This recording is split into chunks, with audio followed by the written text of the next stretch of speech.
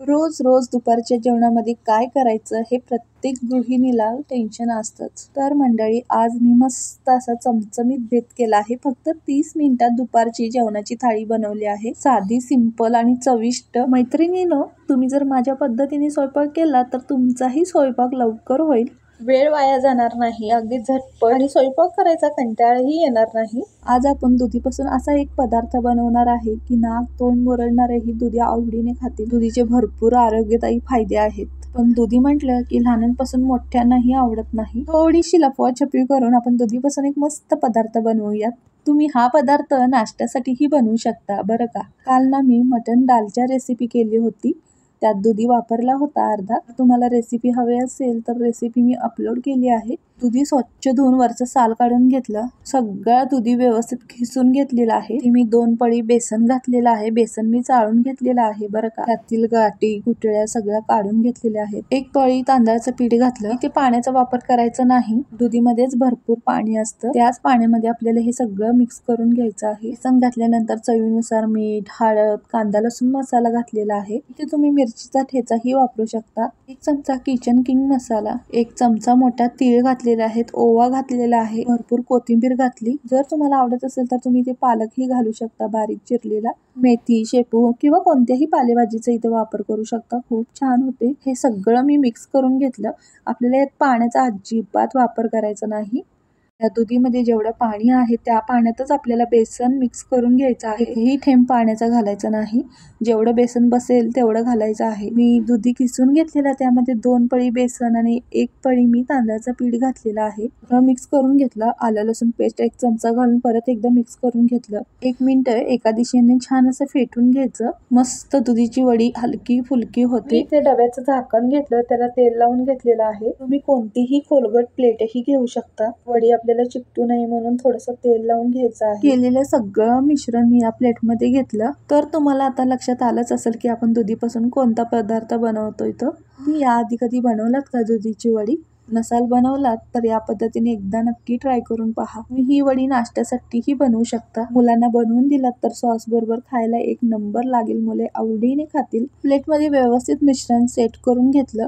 Cooker घेतला. कुकरमध्ये 1 वाटी तूर डाळ घातली, अर्धी वाटी मूग डाळ घातली. या डाळी मी स्वच्छ 3 पाण्याने धुवून घेतल्या. डाळ शिजेल एवढं पाणी घातलं. 2 वाट्या पाणी घातलेले आहे यामध्ये. या छोट्यात 1.5 वाटी डाळी आहेत, तर यासाठी मी मोठ्या 2 वाटी पाणी घातलेलं आहे. 1 पातेलं घेतलं. 1 वाटी इंद्रायणी तुकडा घेतला. तांदूळ स्वच्छ धुवून घेतलेला आहे 3 पाण्याने. भात शिजण्यासाठी इथे पाणी घातलेलं आहे. इथे मी 1 चमचाभर मीठ घातलेलं आहे. मीठ टाकल्यानंतर पूर्णपणे हलवून घेतलेलं आहे. मीठ व्यवस्थित सगळीकडे पसरतं, नाहीतर मीठ एका ठिकाणीच खाली तळात बसतं. मीठ जर तळात बसलं की खालचा भात खारट आणि वरचा भात आळणी असा होतो. म्हणून कुकरला भात लावताना ही प्रोसेस नक्की करत जा. आता कुकर कसा लावायचा आहे बघा. ही मी 1 वाटी ठेवली आहे. तुम्ही स्टँड असलं तर स्टँडही ठेवू शकता. भाताचं पातेलं ठेवलं. पातेल्यावर मी वडीची प्लेट ठेवली. प्लेटवर झाकण ठेवायचं आहे आणि कुकरचं झाकण लावून आपल्याला ह्याच्यात 3 ते 4 शिट्ट्या काढायच्या आहेत. तुम्ही तुमच्या कुकर प्रमाणे शिट्टी देऊ शकता. अशा पद्धतीने आपली 3 कामं झालेली आहेत. ती 5 ते 10 मिनिटांमध्ये. अशा पद्धतीने कुकर लावला तर तुमचंही झटपट काम होऊ शकतं. तुमच्याकडे जर डबे असतील तर डब्यातही तुम्ही लावू शकता. तर इथे आपल्याला चपाती करायची आहे. त्यासाठी मी पीठ मळून घेणार आहे. पीठ आपल्याला ताटात किंवा परातीत अजिबात मळायचं नाही. अगदी झटपट पीठ मळण्यासाठी आपल्याला एका खोलगट भांड्याचा वापर करायचा आहे. म्हणजे आजूबाजूला पीठही सांडत नाही आणि झटपट होते. बघू शकता व्हिडिओमध्ये. घरातल्या प्रत्येक गृहिणीला पीठ मळायचं म्हणजे खूप कंटाळा येतो. म्हणून या ट्रिकनी खोलगट भांड्यामध्ये पीठ मळा. झटपट होतं आणि पीठही आजूबाजूला सांडत नाही. परातीमध्ये किंवा कोणत्याही पसरट भांड्यामध्ये 10 मिनिटं तरी लागतातच पीठ मळण्यासाठी. या प्रोसेसनी अगदी 2 मिनिटात पीठ मळून होतं. एकदा ट्राय करून बघा. पीठ मळेपर्यंत कुकर थंड झाला. कुकरचं झाकण काढून मी दाखवत आहे तुम्हाला. वडीच्या प्लेटवर थोडीशी डाळ आली आहे, काही हरकत नाही. वा, भातही खूप छान शिजला आहे. डाळही मस्त गरगरीत शिजली आहे. वेळ न घालवता डाळीला मस्त अशी फोडणी द्यायची आहे. म्हणजेच फोडणीचं मस्त असं वरण करायचं आहे. एका पातेल्यामध्ये 2 पळी तेल घातलेलं आहे. तेल तापल्यानंतर मोहरी घातली. मोहरी छान फुलवून घेतल्यानंतर जिरे घातले. जिरेही फुलवून घेतले. थोडासा हिंग घातला. 10 ते 12 लसणाच्या पाकळ्या ठेचून घातलेल्या आहेत. इथे मी 1 हिरवी मिरची मोडून घातलेली आहे. मी बारीक चिरूनही घालू शकता. मला जर आवडत असलं तर या ठिकाणी कढीपत्ता घालू शकता. मला वरणामध्ये कढीपत्त्याचा फ्लेवर नाही आवडत म्हणून मी नाही घातला. एक टोमॅटो घातलेला आहे बारीक चिरलेला, अर्धा चमचा हळद आणि अर्धा चमचा मीठ घातलेला आहे. इथे मी टोमॅटो छान असा विरघळून घेणार आहे. 1 मिनिटभर परतून घेतला आणि शिजवलेली डाळ यामध्ये मी टाकलेली आहे. तुम्हाला वरण पातळ, घट्ट कसं आवडतं त्याप्रमाणे तुम्ही ठेवू शकता. मला वरण पातळच खूप आवडतं म्हणून थोडंसं पाणी मी घातलेलं आहे. इंद्रायणी तुकडा आहे आणि तो मऊ होतो त्यामुळे पातळ वरण त्याच्यावर खूप छान लागतं. आणि वरून तुपाची धार, आहाहा मस्त, जणू काय स्वर्ग सुखच. थोडीशी बारीक चिरलेली कोथिंबीर घातली. तुम्हाला जर वरण घट्ट आवडत असेल तर यामध्ये पाणी घालू नका. वरणाचं पातेलं मी दुसऱ्या शेगडीवर ठेवलं. उकळी काढायची आहे आपल्याला त्याला. या शेगडीवर मी तवा ठेवला. सर्व चपात्या लाटून मी शेकून घेतलेल्या आहेत. अशा पद्धतीने मी सगळ्या चपात्या करून घेतल्या. माझ्या चपात्या 3 घडीच्या मोठ्या असतात. तुम्ही तुमच्या आवडीप्रमाणे चपाती करू शकता लहान मोठी. तर इथं आपला कुकरही झाला आहे, चपातीही झाली आहे, डाळ शिजली ती आपण फोडणीही टाकली आहे, म्हणजे वरण बनवलं आहे, भातही तयार आहे. आता आपल्याला भाजी आणि वडी फ्राय करून घ्यायची आहे. वडी आपल्याला कमी तेलातच फ्राय करायची आहे. बघू शकता अगदी 5च मिनिटांमध्ये सगळ्या चपात्या झाल्या आहेत आणि हे वडीचं मिश्रणही तोपर्यंत थंड झालं आहे. तुम्हाला जर जास्तच गडबड असेल तर हे थंड करण्यासाठी तुम्ही फ्रीजमध्येही ठेवू शकता. आणि हे मिश्रण गरम गरम असतं तेव्हा कधीच वड्या पाडायच्या नाहीत. वड्या व्यवस्थित पाडल्या जात नाहीत. चपाती होईपर्यंत हे मिश्रण थंड झालं आहे. फ्रीजमध्ये ठेवला तर पटकन थंड होतं. तुम्ही तुमच्या आवडीप्रमाणे लहान मोठ्या त्रिकोणी चौकोनी कशाही वड्या पाडू शकता. बघू शकता मस्त सुरेख वड्या झाल्या आहेत. आपल्या दिसायलाही खूप छान दिसतं आणि चवीला तर अप्रतिम लागते. कोणालाच कळणार नाही ही दुधीची वडी आहे ती. आणि जरी कळाली तरीही ते आवडीने खातील आणि आवडीने करायला लावतील परत परत.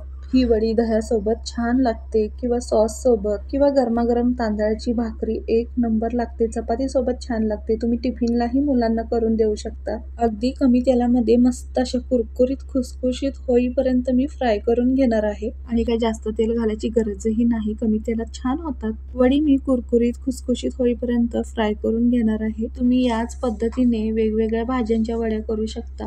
काकडी, कोबी, मुळा यांच्याही वड्या खूप छान होतात. आणि त्या वड्यांमध्ये भरपूर पालेभाज्यांचाही वापर करू शकता. अशा पद्धतीने मी वड्या मस्त कुरकुरीत होईपर्यंत सगळ्या तळून घेतलेल्या आहेत. आणि त्याच कढईमध्ये राहिलेल्या तेलात आपल्याला भाजी करायची आहे. तेल एवढं आपल्याला लागणार नाही. थोडंसं तेल काढून घेतलेलं आहे मी. ते कांद्याच्या पातीचा कांदा मी टाकलेला आहे. आपल्याला कांद्याची पात करायची आहे. अगदी साधी सिंपल मसूर डाळीतली कांद्याची पात करायची आहे. पातीचा कांदा परतायला खूप वेळ लागतो. तो आधी गरम गरम तेलामध्ये टाकला. मिनिटभर परतून घेतला. एक बारीक चिरलेली मिरची टाकली. तुम्हाला तिखट आवडत असेल तर तुम्ही अजून मिरची यामध्ये टाकू शकता किंवा लसूण आणि मिरचीचा ठेचाही टाकू शकता. 10 ते 12 लसणाच्या पाकळ्या चांगल्या ठेचून यामध्ये टाकलेल्या आहेत. कोणत्याही पालेभाजीमध्ये लसूण भरपूर घालायचा आणि ठेचून घालायचा. भाजीची चव 1 नंबर होते. आणि लसूण शरीरासाठी आरोग्यदायी आहे. त्यामुळे भाजीत न का होईना आपल्या पोटामध्ये जातो. लसूण असंच खाल्ला जात नाही कारण तो खूप तिखट असतो. म्हणून त्याचा भाजीत भरपूर वापर करायचा. आणि लसणामुळे चव ही अप्रतिम होते. कांदा, मिरची आणि लसूण छान असं परतून झाल्यानंतर मी सगळी कांद्याची पात यामध्ये टाकली. कांद्याची पात टाकल्यानंतर 1 मिनिटभर परतून घेतली. अगदी कोणतीही पालेभाजी असू द्यात, एक वाफ लागली की पूर्णपणे कमी होतात. मग त्याच अंदाजानुसार आपण मीठ घालायचं आहे. मी इथे 1 चमचाभर मीठ घातलेलं आहे. इथे तुम्ही कोणतीही डाळ वापरू शकता बरं का.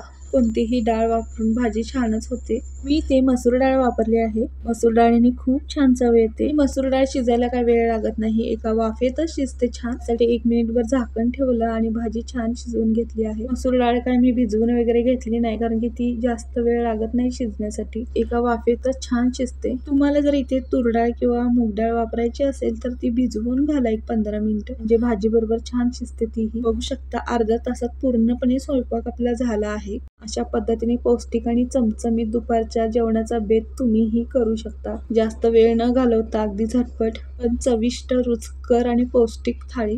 गरम चपाती, वरण भात, कांद्याची पात, त्याचबरोबर दुधीची वडी. तर मंडळी कशी वाटली थाळी नक्की कमेंट करा, लाईक करा आणि सबस्क्राईब करा.